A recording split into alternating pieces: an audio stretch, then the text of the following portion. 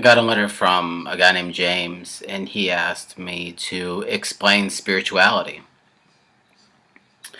Well, the spiritual lifestyle, the spiritual life is yet again something that people usually have a different interpretation on. And I think I'm going to give you another one. I think the spiritual life is a journey.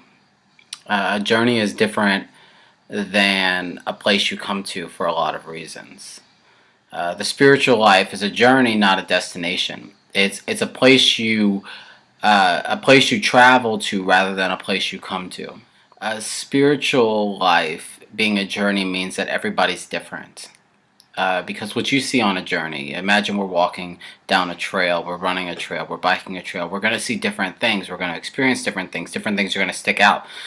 With the spiritual life being a journey, it means uh, that getting lost is not necessarily a bad thing, but it should be expected. That stumbling, roadblocks, rocks and pebbles, whatever that may stop us and stunt us from moving forward, it's expected.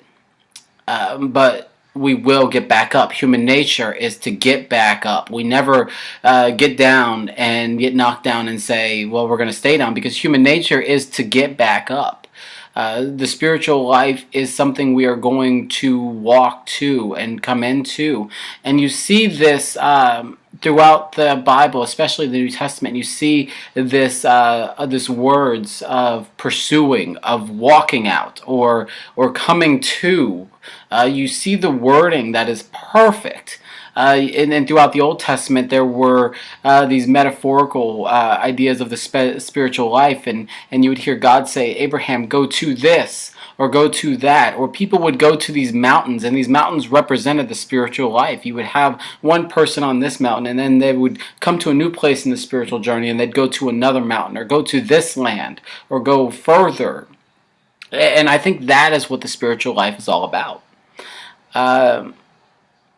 It's about moving. It's about going. So many times we can focus on these singular moments in our spiritual journey, such as salvation or uh, um, a destination, and those are great things. I don't want to discount those things. Those things are great, but to focus on these singular things rather than or these singular moments rather than the momentum that brought you to them.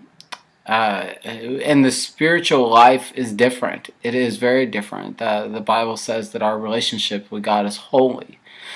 People usually put holy as a standard, but holy is not a standard. The Hebrew word for holy is often translated as to be set apart. Being set apart is not necessarily a standard, but a request and an obligation for you to be different, to set yourself apart from other people, to be different than other people. It is a celebration of the uniqueness that is you. That's what being holy is. And being holy on your spiritual journey means embracing the fact that your spiritual journey is different than his spiritual journey. That is why we need community. That is why in Hebrews it says, do not forsake the assembling of the saints, because we need each other, because he's down the road farther than I am. I can't comment on his journey because his journey is not like mine, but he can assist me with my journey because he may be farther. And that is what discipleship is. Discipleship means there's somebody running in front of me, there's somebody running in back of me, there are two people running on the side of me. And when I have that person in front of me, he can shout out good things like, hey, watch out for that rock. Hey, watch out for that stick. Person in the back, if I were to fall, they may be able to catch me. And the people on the side of me, I can use to encourage me throughout the end of that race. So I think salvation in my life, in the spiritual journey in my life, is primarily that of a journey. It's something to walk. It's something to ride out. And each one will be different. Each one will be very, very different. But they will all end the same at the finish line.